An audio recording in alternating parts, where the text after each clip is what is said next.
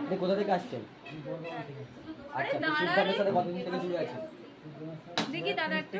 23 থেকে জুড়ে আছি, 2023 থেকে। 2023 থেকে? আচ্ছা, সিদ্ধান্ত থেকে কি কি ফল লাভ করেছেন বা কৃপা লাভ করেছেন? অনেক কিছু ফল লাভ করছি। কি কি ফল লাভ করেছেন যদি একটু ডিটেলসে বলেন? আমার ব্যবসার দিক দিয়ে উন্নতি হয়েছে, আর এমনি পড়াশোনার দিক দিয়ে উন্নতি হয়েছে।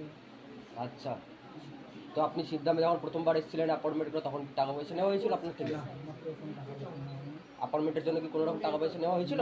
না, নেওয়া হয়নি? আচ্ছা, ভিজিটিং চার্জেস, না, কোনো কিছু কনসালটেশন চার্জেস না, কোনো কিছু নেওয়া হয়েছিল? না, প্রথমবার যখন এসেছিলেন তখন কি ক্রিয়া হয়েছিল? না, হয়নি? আমার ক্রিয়া হয়নি। আচ্ছা, তো তাহলে যারা বলছে কি সিদ্ধামে গেলে নাকি টাকা লুটে নেওয়া হচ্ছে তাদেরকে কি বলবে? মানে ও যারা না এসে যারা যদি আসে তারা সব জানতে পারবে, এখানে না আসলে যদি জানতে পারে না। ঠিক।